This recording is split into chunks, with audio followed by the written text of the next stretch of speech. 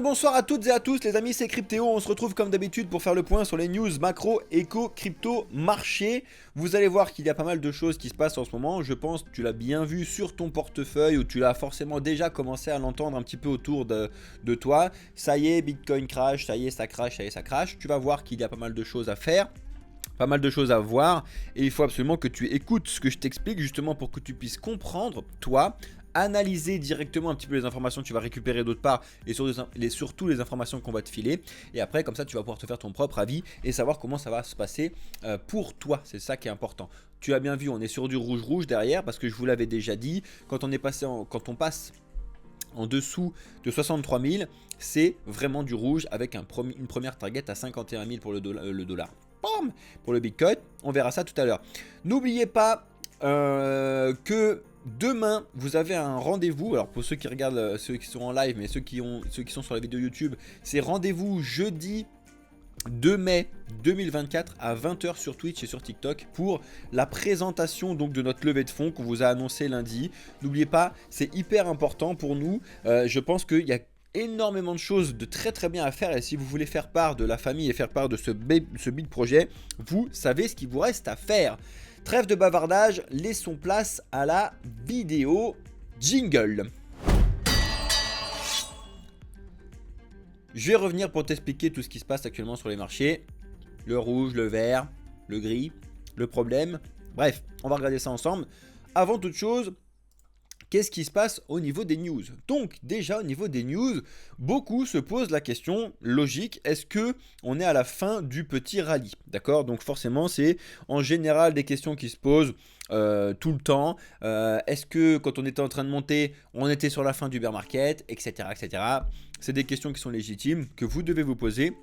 Et vous devez aller regarder beaucoup d'analyses de ce type que je vous mets là. N'oubliez pas que tous les liens de toutes les news que je vous donne sont sur notre Discord dans la partie actualité une fois que j'ai fini les informations là, bref. Mais je vous en ai mis une parmi tant d'autres. Regardez un petit peu, allez sur Twitter, allez regarder ce qui se passe. Regardez surtout nos vidéos, regardez les avis qu'on vous poste dans le Discord, etc. Mais faites-vous un avis, c'est très important plutôt que de juste dire ah oui c'est bon ou ah non c'est pas bon. D'accord? Hyper important, ok?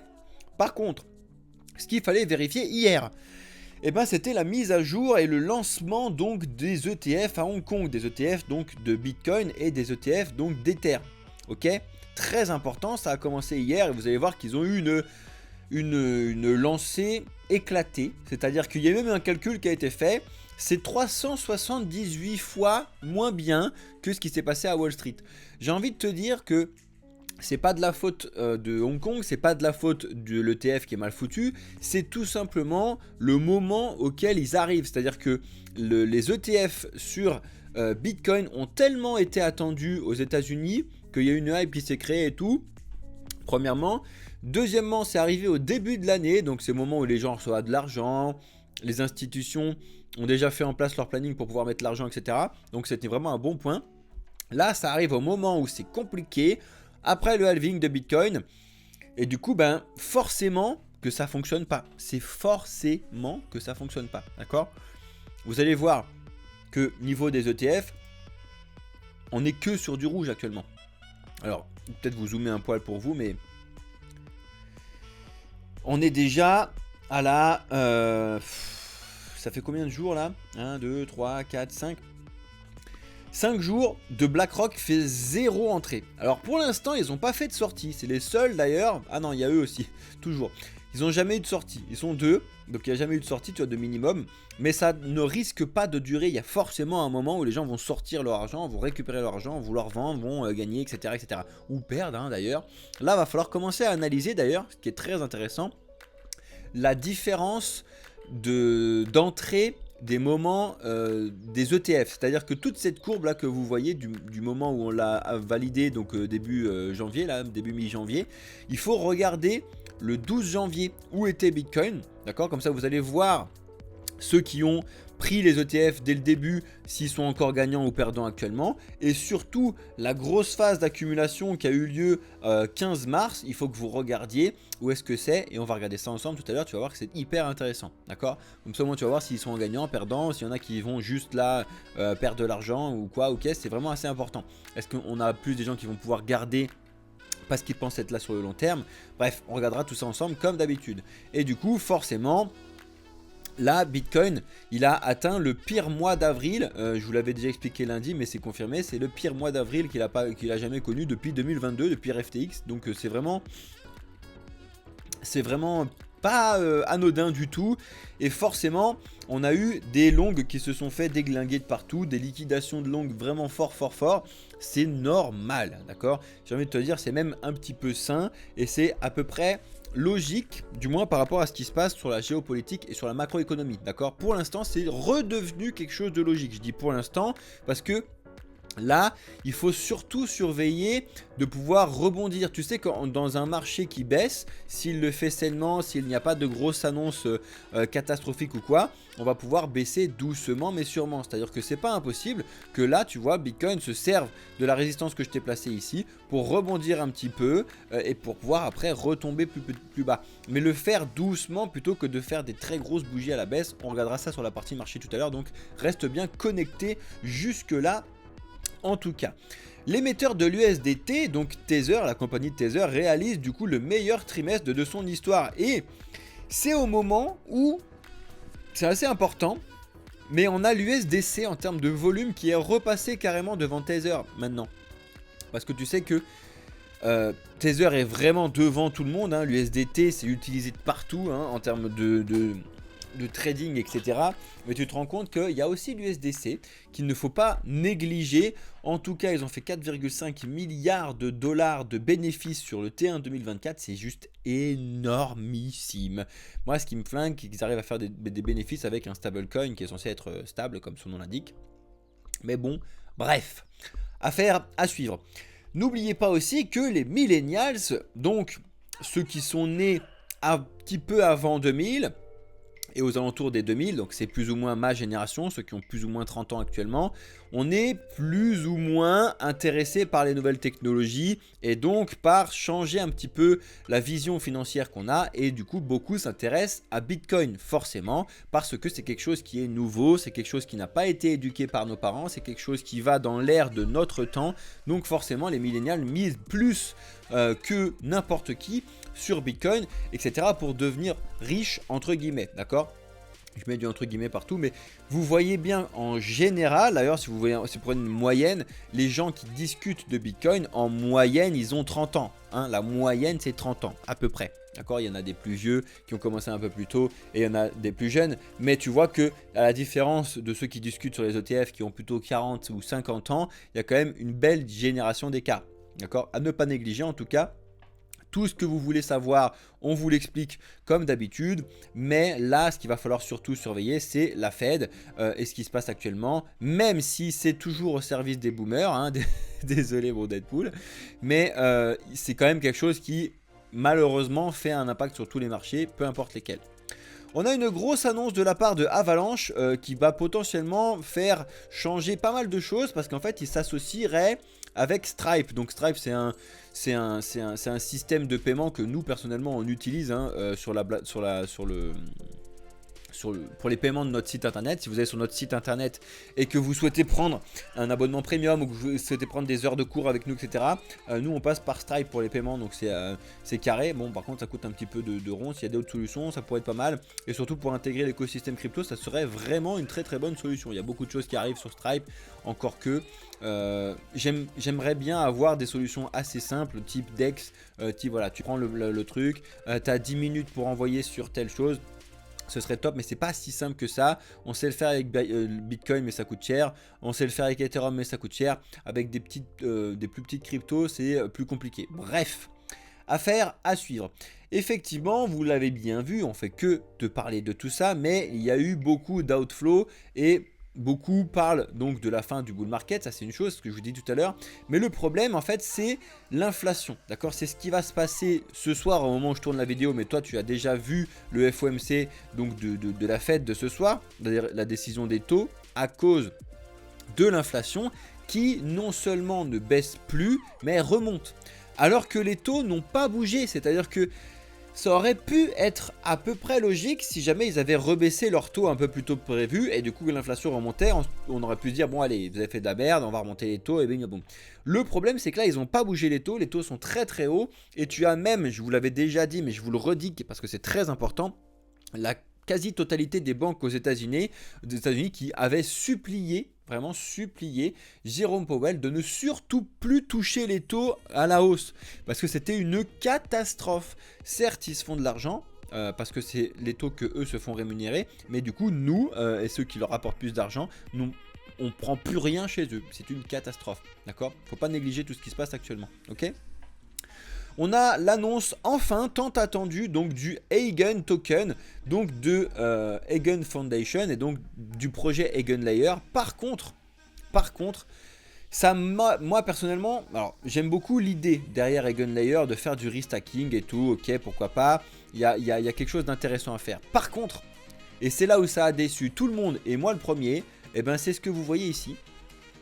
La répartition de la tokenomics de Eigenlayer, elle est non seulement éclatée au sol, mais je vais vous le dire, c'est de la merde. Voilà, c'est vraiment de la merde. Voilà, je suis désolé, mais quand tu alloues 50% du coup à la communauté, c'est de la merde. Voilà, c'est simple.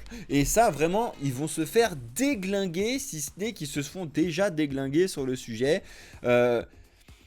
Je comprends même pas comment ils peuvent faire ce genre de truc. Donc les investisseurs et les early contributors, vous voyez, regarde, ils prennent vraiment tous les trucs. Alors très bien, pour ceux qui sont rentrés au début et tout, très bien. Alors là, pour eux, ils vont tout pousser, hein. Mais par contre, pour la communauté, pour un projet communautaire comme celui-là, qui se veut un petit peu prôner la décentralisation, le restacking et ce genre de trucs, c'est éclaté. Franchement, ça c'est vraiment une annonce. Quand j'ai vu la tokenomics, j'ai dit les gars, vous vous foutez de ma gueule. Ça fait longtemps qu'on discute que les tokenomics, elles sont vraiment très touchy, qu'il faut faire quelque chose d'assez sérieux. Les investisseurs, certes, faut pas les oublier, mais faut pas non plus tout leur donner, d'accord? Bon, bref. Dites-moi un peu, je pense que ça peut être vraiment très intéressant, mais dites-moi en commentaire si vous êtes plutôt pour les projets qui prône beaucoup de répartition de tokens pour les investisseurs du début, la team et ces trucs là parce que vous trouvez que ça normal, ou est-ce que vous êtes plutôt sur l'inverse de pouvoir mettre ça à la partie de la communauté? Dites-moi ça en commentaire, je pense que c'est intéressant. Il y a quand même bien évidemment un juste milieu à trouver entre ça et des projets qui sont full communauté, bien évidemment. Mais bon, bref, je trouve ça intéressant. Ça, je vous l'ai mis pour le fun.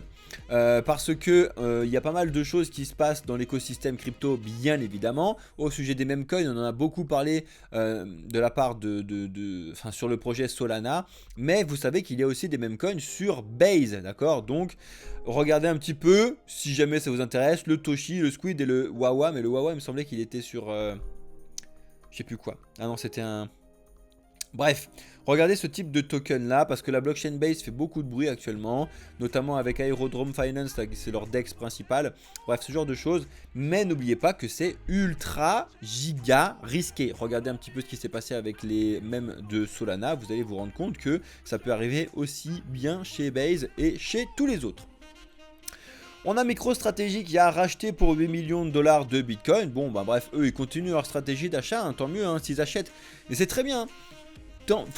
Ils sont pas là pour le court terme, donc ils en ont rien à foutre d'essayer de racheter plus bas parce qu'en fait ils veulent en acheter. Et ils veulent avoir une moyenne qui est très bien. Même là, leur moyenne d'achat de Bitcoin elle est très très bien, d'accord? Ils savent très bien que Bitcoin va monter à 100, 200 000, donc c'est pas un gros problème. Donc pour l'instant, j'ai envie de te dire, c'est pas grave, tout va bien. D'accord? Je vais en faire une petite pause ici pour vous rappeler à toutes et à tous donc demain on a notre sujet levée de fonds qui va revenir et que si ça vous intéresse vous pouvez aller sur cette page là, donc sur la société Cryptown qui est donc notre partenaire direct pour pouvoir participer à cette levée de fonds. Quand vous arrivez sur le site, vous avez dessus, vous descendez. Vous allez dans les levées de fonds du moment et vous allez voir que on est la première avec vraiment financement en cours à fond les ballons. Vous voyez ma tronche directement et si vous voulez participer, let's go, bienvenue dans le futur. En attendant, on vous fait la présentation officielle jeudi à 20 h si ça vous intéresse. Je pense que vous devriez être là pour au moins écouter ce qui se passe, que vous soyez intéressé ou pas, je pense que c'est assez important. Voilà les amis, c'était la petite pub pour nous-mêmes, je pense que c'est assez important. En France, vous le savez que la dette française, c'est une catastrophe. Ce qui se passe en France, la gestion des finances publiques, c'est une catastrophe. Et apparemment, bon, vous connaissez mon avis sur les sondages, hein, selon moi, c'est de la grosse merde. On peut faire dire tout ce qu'on veut, parce que c'était mon métier avant. Justement, j'en ai eu marre de faire croire des trucs à des gens, donc j'ai arrêté. Ça n'empêche que ça, il faut quand même l'étudier. Alors c'est pas le chiffre en lui-même que je vous demande d'étudier, c'est le fait que effectivement les finances elles sont éclatées et il y a un réel risque de problème. Et il y en a même certains qui pensent que la crise financière mondiale pourrait partir de la France cette fois-ci, parce qu'on est quand même une grosse puissance, hein, parce qu'en fait si jamais on a un problème qui peut faire péter des dominos dans le monde entier. Si nous on fait péter les dominos de l'Europe et que l'Europe fait péter les dominos du monde entier, ça peut être une catastrophe, d'accord, comme l'a fait les États-Unis. On verra bien en tout cas tout ce qui va se passer là-dessus, mais bon, 82% des Français inquiets, bon, j'ai envie de te dire, c'est plutôt du 100%.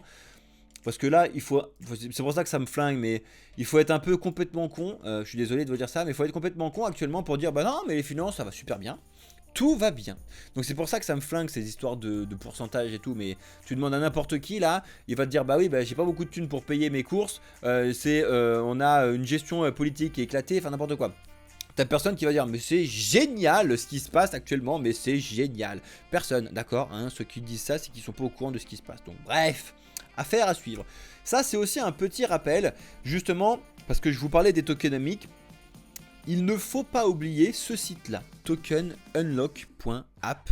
Allez le regarder, vous allez vous rendre compte de la différence des tokenomics des différents projets. Certains qui sont vraiment du coup en cleave, d'autres qui sont mis en progressif, etc. Et sur ce mois de mai, comme quasiment tous les mois, on a certains gros projets qui reviennent un petit peu devant. Et vous voyez dans combien de temps ils vont avoir leur unlock. Et tu vois qu'il y a quand même pas mal de projets qui vont avoir des unlocks actuellement. Et dont certains, tant que je voulais te mettre... Ouais, c'était ça, quand tu le fais le tri de la plus grosse émission qui arrive, tu as le même, le WLD, le Solana, le SUI, ENA qui arrive un petit peu en top des prochains unlocks avec beaucoup de millions de dollars qui arrivent, mine de rien, 131 millions de dollars pour le même, ça fait quand même beaucoup de bruit qui va arriver sur un petit projet, mine de rien, d'accord, bref, affaire à suivre, mais je pense que c'est très important de regarder tous ces trucs là.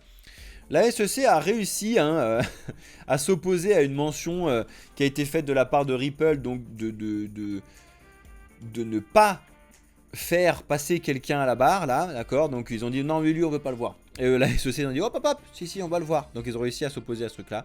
Encore une fois, procès de SEC via Ripple, c'est un peu le procès crypto, c'est à dire qu'on l'a bien vu, l'effet que ça pouvait faire sur le marché l'année dernière, et sur le XRP bien évidemment, s'il y a gain ou perte. Comme c'était mitigé l'année dernière, ben ça a fait un beau up pour le XRP, mais pas non plus un bull run, tu vois ce que je veux dire, parce que c'était mitigé, il y avait une partie gagnante, une partie perdante. Là ça a tout été remis à zéro. On verra la décision de la justeresse peut-être d'ici cet été, mais je pense que ce sera plutôt d'ici la fin de l'année. En tout cas on verra bien ce qui se passe. Ils ont fait appel, affaire à suivre. Ça y est, on connaît donc la sentence donc de CZ. CZ va prendre 4 mois de prison aux États-Unis. Donc ça y est, c'est tombé. Il y avait eu plusieurs peurs et j'ai envie de te dire que ça va. C'est un peu mieux que ce qui avait été annoncé sur les 3 ans de prison, à 36 mois, etc. qui était complètement débile. D'accord, donc s'il fait 4 mois, lui-même l'a dit. Donc il a expliqué, il a fait un truc. Je vais faire mon temps. Tout va bien se passer. Et après, je vais me focus sur mon prochain chapitre. L'éducation. Et ben écoutez, on l'attendra à sa sortie de prison parce qu'on va aller le recruter directement à sa sortie de prison, le petit CZ, parce que nous aussi on fait de l'éducation et on pense justement que l'éducation c'est bien plus important que n'importe quelle autre chose. Et je pense que lui-même s'en est aperçu et c'est un petit peu le retour d'expérience qu'il a, c'est-à-dire que il y a eu un vrai manque d'éducation qui lui a coûté aussi pas mal de problèmes et de choses dessus. Donc voilà, donc ça je pense que c'est vraiment important. Il a pris que 4 mois, c'est vraiment beaucoup mieux que ce que certains attendaient, donc effectivement c'est pas mal, affaire à suivre. Et on a nous en France et surtout en Europe donc le cabinet en Europe là, les membres pardon du groupe américain, putain je trouve plus mes mots, du Congrès européen, je vais plus en sortir, hein, qui se prépare pour MiCA. Vous savez que les premières mises en place MiCA, surtout sur la partie stablecoin, c'est à partir de cet été. On vous tiendra au courant. Il y a pas mal de spéculations et de conneries qui tournent, hein, avec des vous allez être taxé à 70%, je vous le dis directement, c'est non, hein. c'est non. Ça, c'est quelque chose qui n'existera pas, qui ne fonctionnera pas, qui ne sera pas possible. Donc, ça, faut arrêter les conneries. Déjà que 30%, faut arrêter les conneries. Sur cette partie-là, 70%, faut complètement arrêter les conneries. D'accord? Bon, bref. En attendant, on verra et on vous tiendra au courant de tout ce qui se passe là-dessus. Ça commence là. Ça sera vraiment complètement mis en place sur la partie qui nous fait vraiment chier à partir du 1er janvier 2026. À savoir que toutes les plateformes SAN, à partir du 1er janvier 2026, seront en direct avec nos impôts. Donc pour vous faire très simple, faudra plus du tout, c'est même pas faudra plus, ce sera plus possible de faire la moindre connerie à ce moment-là. Alors je vous dis pas qu'il faut faire des conneries maintenant, pas du tout, d'accord? Vous faites bien évidemment tout au carré, c'est mieux, hein, mais vous savez qu'il y a des solutions qui sont bien plus intelligentes et qui sont même prises en Europe. C'est-à-dire que tu as quand même des solutions qui est la solution allemande, à savoir de les garder au moins 1 an avant de pouvoir les revendre et du coup tu n'as rien. Ça c'est vraiment très intéressant, d'accord? On regardera ça ensemble. On continue avec le petit Bitcoin Jesus, donc il est appelé comme ça, hein, qui vient de se faire arrêter. Donc c'était un des tout premiers investisseurs Bitcoin. Apparemment il devrait plus de 50 millions de taxes aux États-Unis. Bon bref, il va se faire déglinguer. On verra bien ce qu'il va prendre. En tout cas, il s'est fait arrêter aux États-Unis. Affaire à suivre. C'est une petite news un petit peu drôle. Et on va finir avec ces deux news là avant de passer sur la pointe de marché. Ça, je vais aller le tester personnellement parce que c'est un truc qui est sorti il y a 2 jours. Et vous savez que j'aime beaucoup un petit peu l'aspect jeu vidéo, l'aspect notion avec le Web3, liaison avec un token, genre de truc. Donc je ne sais pas encore ce que ça vaut, le Space Catch, parce que ça vient de sortir. Je vais aller tester la bêta, hein. Je vous dirai potentiellement, mais je pense que ça peut être intéressant aussi de votre côté d'aller tester, vous dire voilà c'est bien, c'est pas bien. Normalement il n'y a rien à faire, c'est des trucs simples et pas cher, voire gratuit. J'ai pas trop regardé encore tous les trucs. Ce que j'aime bien, c'est qu'il y a pas mal de certifications, c'est entendu et vérifié de partout. Donc voilà, et j'ai envie de voir un peu la tronche du truc. Ça ressemble un peu à du Pokémon like chelou d'aller récupérer des aliens là. Bref, il faut que j'aille regarder ces trucs là. En tout cas, voilà, je vous le montre. J'irai voir un petit peu si c'est intéressant ou pas. J'irai aussi bien évidemment tester les différentes parties gaming, etc. et regarder un peu les vidéos. Je vous ferai un retour dessus, mais je pense que voilà, je vais aller regarder vite fait ce projet là. Et deuxième chose que je voulais vous dire sur quelque chose sur une présentation, hein, c'est CoinHouse, donc qui a dévoilé du coup ces nouvelles offres taillées pour tous les profils d'investisseurs. Donc si ça vous intéresse, vous pouvez vous rapprocher un petit peu de CoinHouse, de ce qu'il propose, de ce que vous pouvez faire avec. Et si vous voulez avoir un rapide résumé de ce qu'il propose, vous l'avez directement sur Cryptost. Je trouve qu'ils font quand même des articles assez intéressants sur Cryptost, donc affaire à suivre. N'oubliez réellement pas d'aller voir un petit peu ce qui se passe là-dessus. Financement en cours, notre superbe levée de fonds pour qu'on puisse faire du projet Blockchain Capital une réelle innovation et vraiment quelque chose d'accompagnement et d'éducation incroyable. On compte sur vous les amis. Donc, au niveau des annonces macroéconomiques, donc c'est ce soir à 20 h. On va avoir le taux de la Banque centrale qui va être ici à 5,5. Je vous le dis directement, ça ne sera pas plus bas. Sinon, c'est une catastrophe, d'accord? Par contre, ce qui va réellement être important, c'est de regarder la conférence de presse qui va être à 20h30. Pour vous, normalement, vous aurez déjà regardé cette vidéo-là parce qu'elle va sortir à 19h.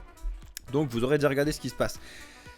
Il va réellement falloir regarder un petit peu plutôt son attitude, parce que les questions et ses réponses aux questions c'est toujours les mêmes, mais ça va être son attitude un petit peu inquiète ou pas qu'il va falloir surveiller, d'accord les amis? Hyper important, on regardera ça ensemble comme d'habitude. Et au niveau des marchés, on est dans le rouge, hein.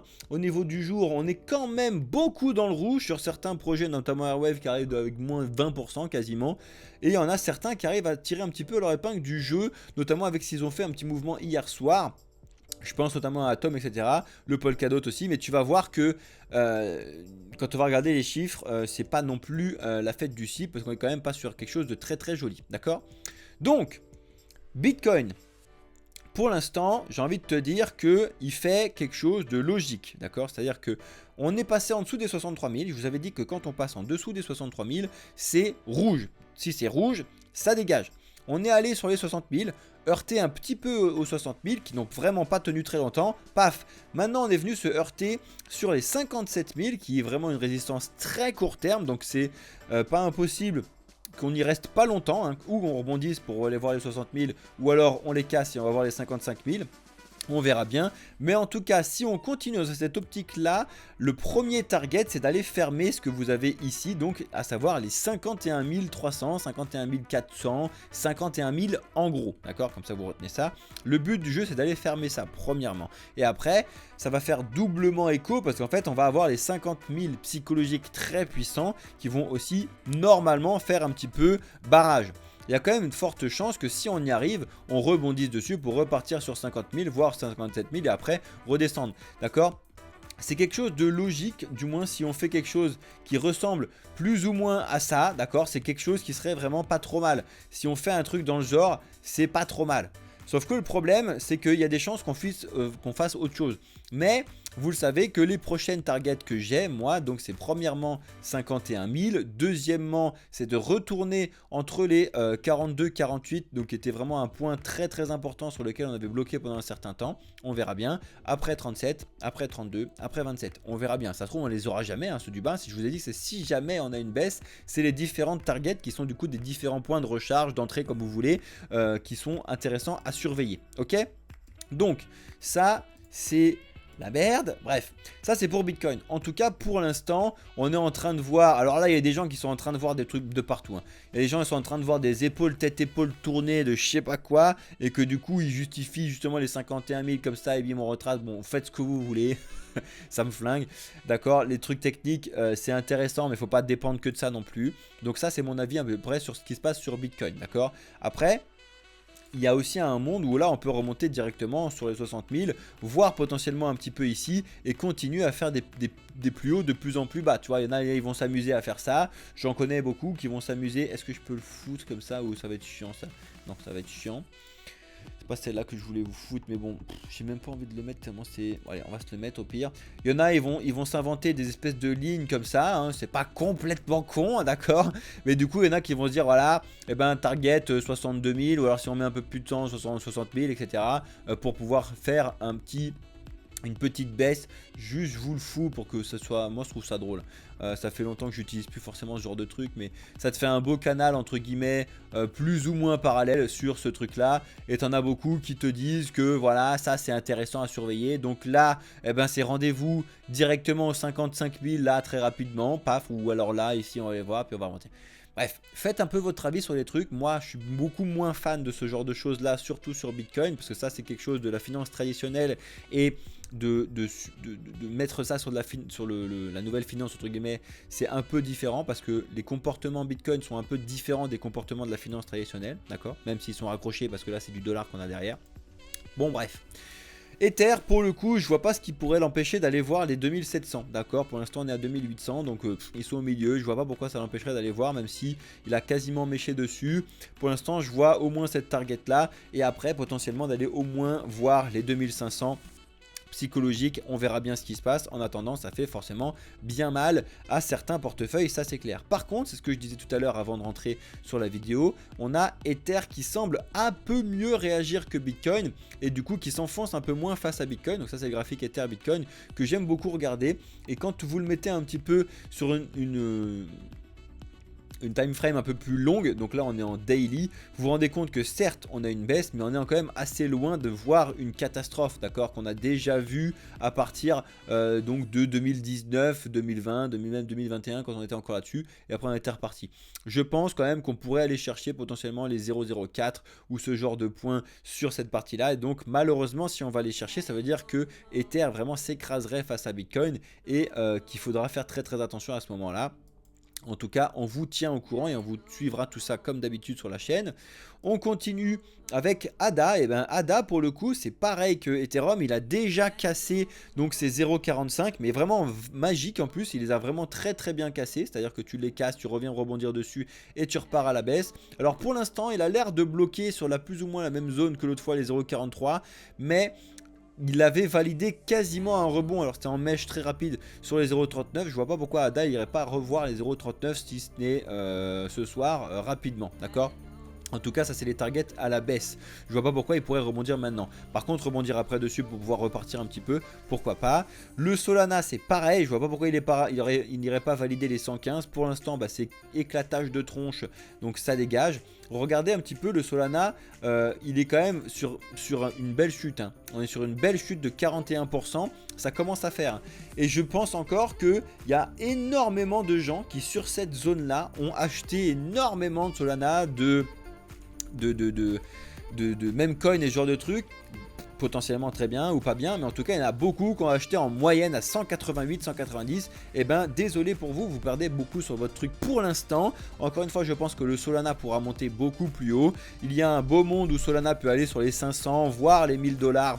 Si ça se passe très très bien pour le Solana, c'est pas du tout impossible, mais il faut tenir le coup. La patience vraiment est de mise pour tous ceux qui sont déjà rentrés, d'accord. Ceux qui sont pas encore rentrés, bon bah tant mieux, vous pouvez mettre des targets de rechargement. N'oubliez pas que ceux qui veulent recharger, ne rechargez pas tout d'un coup. N'oubliez surtout pas que c'est de l'argent qu'il faut que vous soyez capable de perdre. Et là, vous pouvez demander à ceux qui sont rentrés à 190, s'ils ont mis de l'argent qu'ils n'étaient pas capables de perdre, ils se font déglinguer les dents. Donc faites vraiment attention, mettez de l'argent que vous êtes capable de perdre. C'est quand même beaucoup plus risqué que les marchés traditionnels. Même les marchés traditionnels, de toute façon, c'est compliqué. Il n'y a que le BNB qui est le meilleur investissement. Non, ça me fait marrer, mais... pour vous dire que le BNB est très résilient par rapport aux autres. Hein. Là où les autres, ils ont déjà cassé cet équivalent-là, le BNB, il est toujours très haut. Pour l'instant, le BNB tient le coup grâce à Binance et les annonces qui se passent dessus. D'accord. Il faut vraiment faire très attention par rapport à tout ce qui se passe sur les annonces qu'on a au sujet de Binance. Parce qu'en fait, le BNB, pour l'instant, il est haut. Pourquoi? Parce qu'il y a eu beaucoup de airdrop et de sorties là sur Binance où les gens ils avaient des BNB, ils les bloquaient. Et après ils ont bien évidemment leur système de burn qui est mis en place, etc. Donc il faut vraiment faire attention à tout ça. Bref, on continue. Le XRP bah, c'est creuse toujours. Il est passé en dessous des 50 psychologiques. Je ne vois pas pourquoi il s'arrêterait maintenant. 0,45, 0,42, on verra bien. Avalanche, pour le coup, on y arrive. C'est-à-dire que l'Avalanche, il est déjà sur un point bas et il est juste au-dessus. C'est pas impossible. Si jamais on va pouvoir avoir des annonces comme on a eu aujourd'hui sur Avalanche et certains projets qui s'en sortent pas trop mal, ça pourrait rebondir ou alors stagner entre 31 et 36. Affaire à suivre. Le Polkadot qui lui a mieux réagi, mais en fait c'est parce qu'il était déjà en dessous, donc c'est pour ça que j'ai pas envie de dire qu'il a mieux réagi. Pour le coup, pour moi c'est le AVAX qui est devant tout le monde parce que il est resté au dessus de sa résistance, là où Polkadot et Atom étaient en dessous, d'accord. Et malheureusement Atom, j'ai beau adorer ce projet, hein, et j'ai beau être très bullish sur le projet et en avoir personnellement, je sais qu'il va falloir que j'attende d'aller voir un peu plus bas, potentiellement de recharger pour pouvoir attendre de repartir sur ce truc. Le Venom c'est la pire rentrée, on peut pas faire pire, donc il est vraiment en train de descendre, mais alors lui il fait une descente aux enfers propre. Hein. Pour le coup c'est très propre, mais ça descend. Bon alors le plus haut il n'est pas vraiment regardé, mais on est déjà à 62% depuis le plus haut. Alors je pense qu'il n'y a personne qui a acheté là, mais en moyenne ceux qui sont rentrés plus ou moins au début qu'il arrivé 0,63, ils sont quand même en train de te perdre 50% de leur portefeuille actuellement. C'est pareil, le Venom, le problème qu'il a par rapport à Atom et Polkadot et Avax, c'est qu'ils ont déjà fait leurs preuves et il y a beaucoup de projets qui sont construits dessus, etc. Alors que Venom, il a beau être intéressant sur le papier, même personnellement j'ai pu avoir testé les trucs et tout, il y a des choses qui sont vraiment intéressantes à faire, mais bon, il y en a encore un cinquième en plus de Layer 0 qui va arriver, que je vous en ai parlé hier, à Hyper Liquide, on verra bien. Le Matic, un petit peu comme Avalanche, c'est-à-dire qu'il est pas trop mal s'il arrive à rester au-dessus des 0,65. Donc affaire à suivre, on verra, on est toujours dans l'attente du passé de Matic en pole et ce genre de trucs, donc on verra bien. Au niveau des mêmes coins, et ben c'est la décrochage complet. Le Dogecoin, ça dégage, mais c'est très propre ce qu'il a fait. Regardez comme il a vachement bien réagi sur les 0,14, décroché. Je ne vois pas pourquoi il n'irait pas voir les 0,10 d'ici peu de temps. D'accord, donc on verra bien ce qui se passe encore une fois sur le sujet. Le Floki, c'est pareil. Hier, non, c'était lundi. Il n'avait pas trop mal réagi, mais bon, cassé à la baisse pour l'instant, bah, ça dégage et on devrait potentiellement aller retomber en dessous des 0,10. C'est vraiment pas impossible qu'on aille retomber en dessous des 0,10. Je vais vous le foutre parce que je sais qu'il y a quand même beaucoup de gens qui aiment bien le Floki là, même si c'est un petit peu touchy comme truc, mais là c'est vraiment les 0,10 qui sont que je vais foutre en rouge. Tac. Ça c'est psychologique plus que technique, d'accord, mais c'est important de regarder ce qui va se passer au 0,010 là. Le PEP c'est pareil, mais il s'en sort un peu mieux que les autres, et le WIF c'est pareil, et il s'en sort un petit peu mieux que les autres aussi. Affaire à suivre, on verra bien ce qui se passe. Quand je vous dis qu'il s'en sort un petit peu mieux, c'est pas une blague, même si c'est 50% par rapport au plus haut, c'est juste que c'est un même coin et ça pourrait vraiment décrocher grave, d'accord. Le Dogecoin, il n'est pas sur un gros pourcentage de baisse, mais il est en train de décrocher plus fort que les autres, d'accord. Il faut regarder, analyser un petit peu les différences entre les pourcentages et tout le truc. Bref. Le Link, eh ben pour l'instant le Link il n'est pas en bonne posture du tout. Donc là il y a deux scénarios au Link où il se sert de petit canal de 11-12 là, enfin de 11-8 et 12-8, et de rester dedans, parce que maintenant il est rentré dedans, mais il faut aller valider les 11-8 là pour l'instant, et de rester dedans, ce qui serait quelque chose de très très bien, d'accord, ça serait vraiment très bien, mais si jamais ça décroche, ça va décrocher chez lui aussi, hein, et ça va décrocher à 9,3 et ça peut décrocher encore plus bas que ça. Pour l'instant, on est vraiment sûr depuis le plus haut.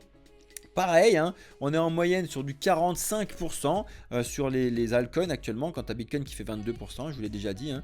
Donc si Bitcoin descend plus bas 50%, les altcoins ils vont prendre 70, 80 dans la tronche, et 70, 80 pour le Link, et ben je vous le donne en 1000, forcément c'est de redescendre en dessous des 9, et c'est d'aller chercher aux alentours des 5, 6, ça fait mal, ça fait vraiment mal. Le Jupiter a abandonné le dollar et il l'a cassé proprement, ça aussi je voulais vous le mettre en psychologique. Donc je le fais en direct. Donc la zone des 1 dollar pour l'instant a décroché. J'ai envie de te dire que le prochain target c'est les 0,56 qu'on avait déjà évoqué plus tard. Mais on a quand même une petite zone un poil plus logique, enfin un poil plus haut qui est aux alentours des 0,8 qu'il faut quand même surveiller. Je vous la garde de côté, on verra bien ce qui se passe sur le Jupiter.